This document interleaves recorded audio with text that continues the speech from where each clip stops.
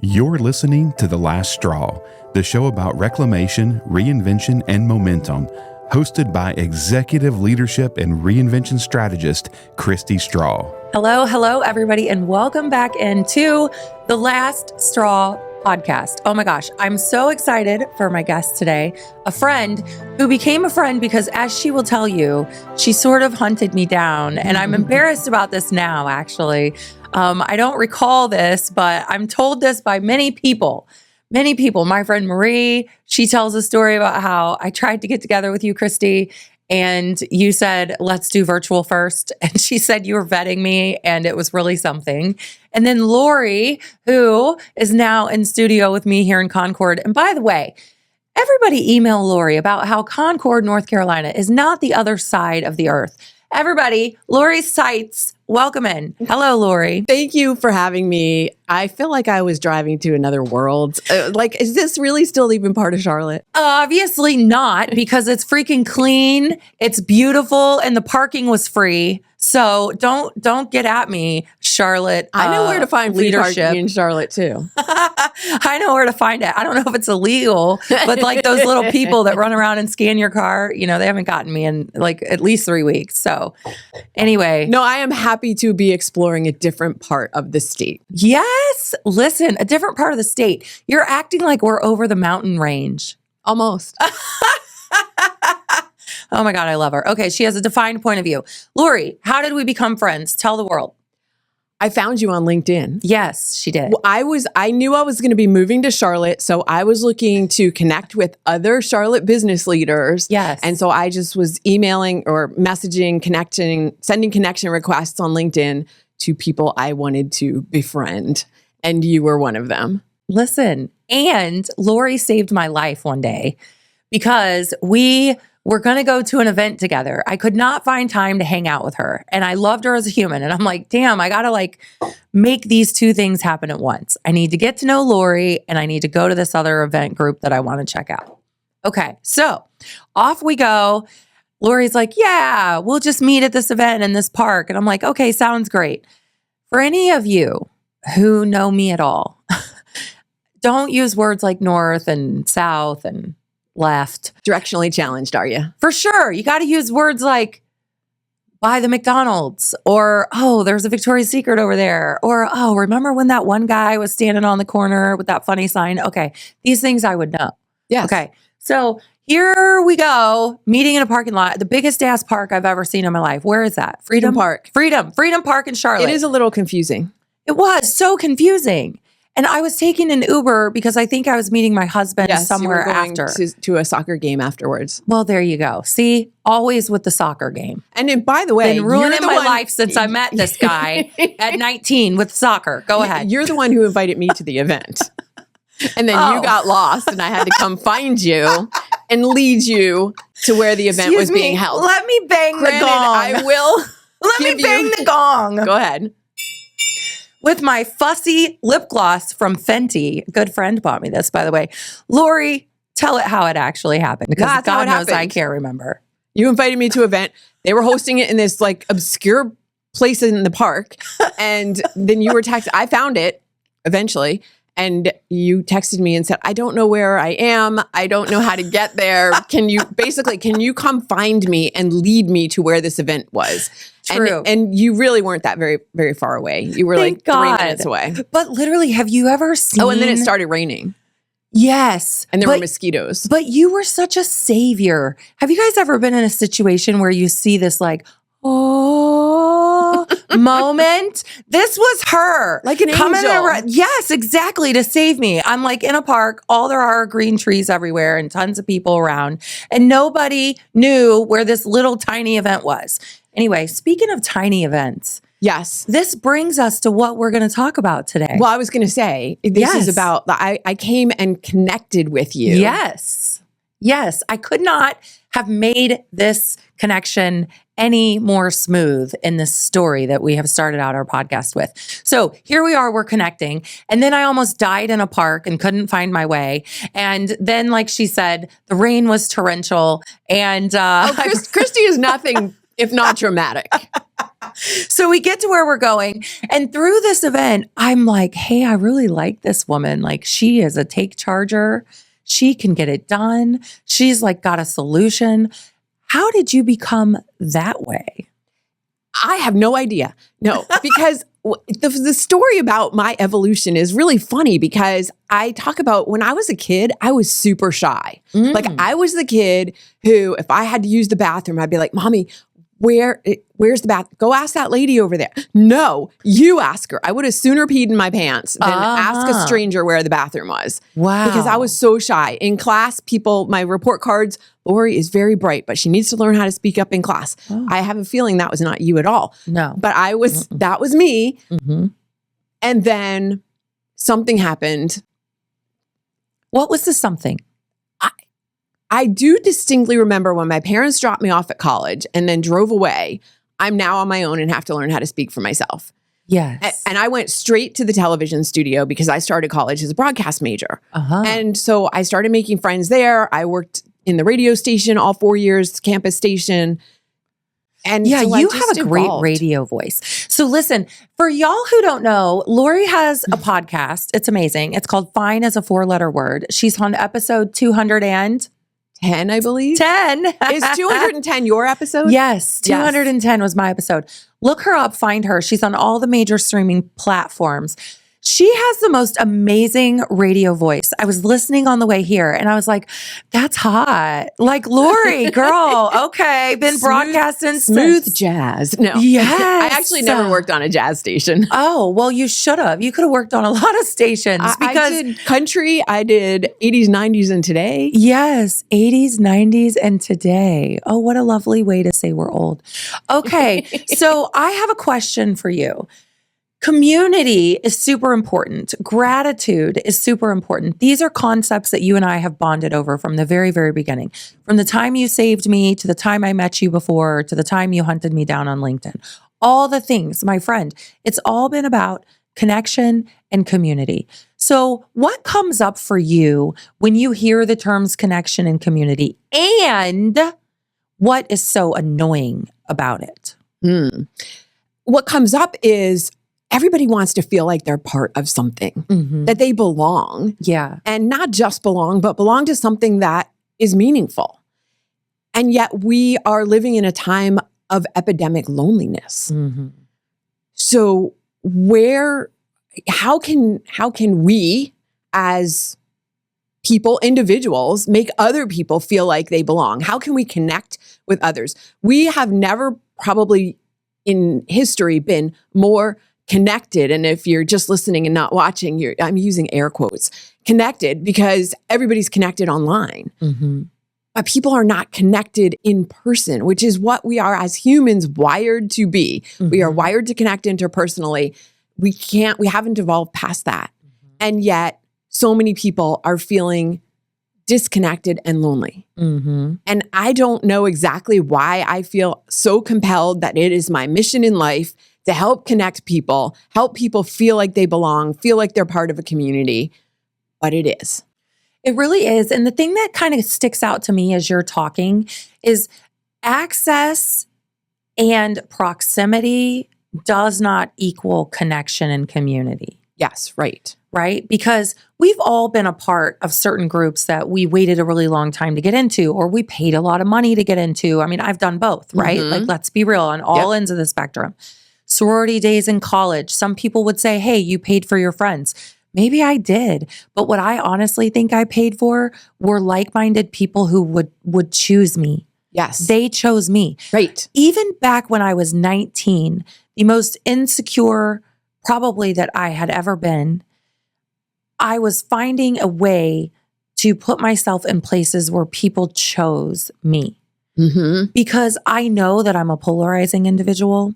And I don't prefer to spend time explaining it to people because that's not a good use of my time. So I like to surround myself and be in places where I'm the default selection and people already a little bit know what they're going to get. So what say you about all of that in your experiences? Yeah, well, I used to teach networking strategies too. Oh, so wow. not surprising because Look at connection her. is about Okay, time out. So please, Lori, just so you know, is in fact our March coach and special guest expert in the Better Story Studio, which is taking place inside the Hamilton, the iconic karaoke room inside the Hamilton in Charlotte.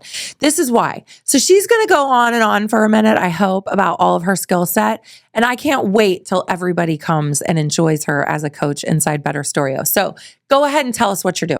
Thank you. Yes, I'm looking forward to that. So I used to teach networking strategies, and I believe that your network is the most important asset you can have.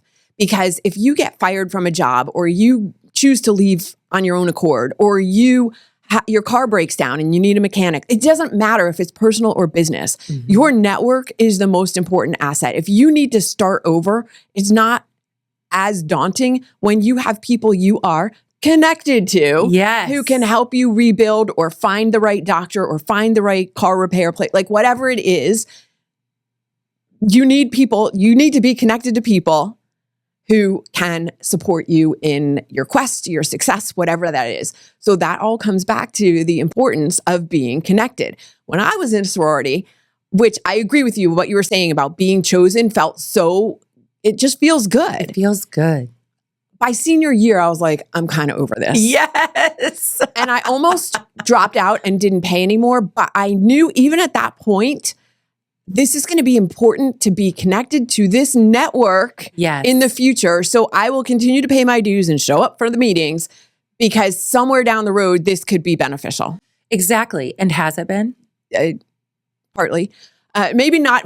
You know what? The reason it hasn't been is because I haven't tapped into it as much as I could. Yes. I've built my network in other ways. Sure. But I have used it. Yes. Yeah. Well, interestingly, because it's been extremely beneficial to me. Shout out Sigma Kappa, by the way, Gamma Mu chapter, Eastern Illinois University. Hey, girls. Okay. It's been extremely beneficial for me because they bought my book. I pitched my book. I was the book club leader for the month of October or something like that this year. Also had an opportunity to lead the programming. Now, ultimately, it conflicted with something I had already agreed to do, but the opportunity was certainly there. And so it's interesting that you say that, because I thought to myself, as I was posting on Facebook and the few sorority sisters that I have that we stay pretty connected, probably 10 or 15 of us, somebody said, hey, you should check into Sigma Kappa. You should check into Sigma Kappa Foundation. And finally I did. And I thought, well, isn't this funny? You're right. I was in effect choosing my network even back then. And even though I too, by my senior year, was like, either I'm going to be running this show or I'm burning this thing down, because this is not what's going to continue to happen, right? So even though I felt the same way you did, right, I'm so happy that I stayed connected, because all these years later, it has given me a starting point for book clubs and culture creation. Yeah. And as we're having this conversation, I'm like realizing, hey, I need to go back and tap back into that. Yes. And if you're going to give a shout out to your sorority, then Alpha Chi Omega. Hey, we love Alpha Chi Omegas. Now, I have partied with a few. Would you have partied with me? Probably. Yes. I mean, how could I say no to that? Beta Rho chapter, American University, which was not a big Greek school. Yes. Which is even more interesting because I chose to be Greek, but most of my friends weren't, and most of the school wasn't. Yes. Because based in the nation's capital, you don't need Greek life. You have already lots of other ways to get involved. And absolutely. Yes. Sure. But going back to the whole idea of being tapped into a network, whether it is a chamber of commerce, whether it's your alumni association, whatever it is, finding your people and getting together with them. Mm-hmm. Like where can you meet them in person? Yes. And that's the biggest takeaway for our listeners today, is really about the fact that a couple years ago when I started my business, AI was just ramping up, doing all the things.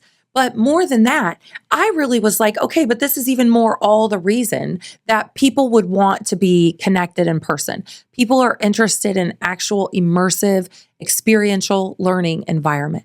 What can I bring to the world that is extremely different than just the general expertise, although it is excellent at times, but the general expertise that other people can get? I want to create the room. That's why I've invited you into Better Story Studio and other coaches. That's the working lab, the room for people that are like, hey, I'm ready for the next big thing. And I want to pressure test this. I want to workshop this. I want to resource this around with other people who are ambitious. And so when you think about communities and you think about connection in that sense, where do you find those places where you don't have to show up as the perfect version of yourself? I think they exist everywhere. It's just that people feel like they can't show up. That's your own thing. Mm-hmm. Like if you feel like you can't show up as who you are, that's on you. Mm-hmm. I don't think that is a reflection of the rooms you're stepping into. Mm-hmm. The rooms you're stepping into are going to accept you however you are. Mm-hmm. You know, when you move to a new city, you can recreate yourself. Nobody has any expectations. Mm-hmm. When you graduate from high school and move on to college, you go to college as a fresh slate. When any new job you step into, it's a fresh slate. Any Mm-hmm. room you step into is a fresh slate. Yes. So if you're not showing up as yourself, that's on you. Mm-hmm. Other people are not necessarily expecting you to be a certain way. Mm. So I think when you are who you are, the universe responds. The universe, higher power, God, whatever you want to call it, Mm-hmm. responds, Mm-hmm. and like attracts like. Oh, totally agree with that. So you're going to attract the right people. What I reached out to you on LinkedIn, I was reaching out to a lot of people. Yeah. I didn't become friends with all of them Yes. necessarily. Yes. Like attracts like. Yes. It just, the energy comes together. And so when you're not acting as who you really are, which we talked about in your podcast episode on Fine is a 4-letter word, you're denying other people the opportunity to get to be themselves. Yes, I totally agree. And I think that this is a situation, though, where it can be both. Because while I do agree that it is on us to show up as who we are so people know what they're getting, I also think there's a real lack of curated, intentional spaces where people can feel the safety to be able to do that. It certainly wasn't what I experienced in corporate America. It certainly was not a safe space to practice who you're attempting and growing into being. I think we as humans evolve, at least the ones that I surround myself with. I'm not the same person I was a year ago. My husband is not even with anymore the woman that he met when I was 19. So much is so different. And so the constant evolution of people, I think, yes, it's our job to show up as we are, but I think as we're growing, there's a real lack of community and space that allows imperfection and supports people even during times of transition. I hear that a lot from a lot of people. And yet I always find those spaces. Like it feels like there are a lot of them, and maybe they're just a lot in my world because I'm lucky. I don't know. No, I don't think so. I think you're totally right about energy, but I just think about like Charlotte here. Okay, there's Charlotte is Creative, a wonderful space. There's some others like it. NC Idea, Innovation, all of these places. But these are oftentimes more creator and founder driven spaces.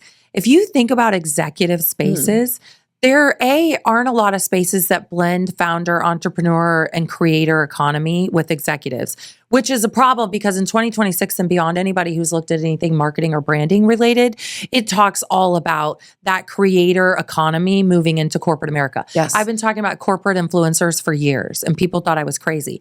Exactly why people thought I was crazy to double down on all these experiences. Exactly why people are like, wait a minute, you're going to create a working studio lab in Charlotte where founders learn how to pitch for more money, where executives learn how to pitch for their next role, where keynotes learn how to pitch for their next TEDx. Yeah, and where people can do it imperfectly. That I don't think is a space that there's a lot of. And so here is my ribbon of reckoning. And this is for the city of Charlotte. This is for you. This is for me. Everybody knows that every episode of The Last Straw if you come on in person, you get your very own ribbon of reckoning. So Lori today getting her very own ribbon of reckoning. And I made these myself. I tell everybody we're community made. I'm bootstrapping this company. I designed these little tacky stickers and ordered them probably from China. And I stick them on these little awards that are actually for horses. Wow. From Amazon. Well, of course, Midwestern girl would be talking about ribbons for horses. Hell yeah. This is 4-H. I was in 4-H, just so y'all know. Yeah, no. Okay. And so I did get this idea. It's very 4-H worthy. So bootstrapping. And because I lost my little clanger for my gong, we're using Rihanna's lip gloss here. So Lori, the ribbon of reckoning that I have for you, and this is really special to me, is Lori, you are just simply the woman that I have met since being here who absolutely will not take no for an answer and who demonstrates as much psychological agility as I do myself. And that is the reason why I think we have become friends. That is quite an honor. Oh, yay. Okay. So here's much. your ribbon of reckoning. And I appreciate that it matches my outfit. It does match her outfit. Now, listen, we're creating a whole movement around this. So if you loved this podcast and you love Lori, you will love all of her stuff. Where can people find you and in what way should they look to work with you? They can find me on LinkedIn because I'm on there all the time. Yes. LinkedIn, my website, which is under construction right now, but maybe by the time this publishes, it will be up and running, is called Zen Rabbit. My company is called Zen Rabbit. Mm-hmm. Zen Rabbit. Yes. There will be you can read the whole story about why it's called Zen Rabbit. Yes. Those are the best two places to find me is LinkedIn and then secondly, Zen Rabbit. And as you've mentioned, fine is a 4-letter word, is my podcast. Available on all the podcast platforms. Available on all the podcast platforms. And I already told y'all, she has a great radio voice. And it was just a really fun episode. I think I cussed in that episode more than any episode I've done since or before. It has an explicit rating. I tell all my guests, you do not have to censor yourself. Yes. And I took that to heart. I mean, I used to have a program called Fuck Being Fine. Oh, see? Listen, I am tame compared to our Zen Rabbit queen over here. And listen, with that, I'm going to tell you, this has been another episode of The Last Straw, which we always hope is the most potent 20 minutes of your week. Until next time, bye. This has been another episode of the Last Straw podcast. Let's tell the truth and build something better from it.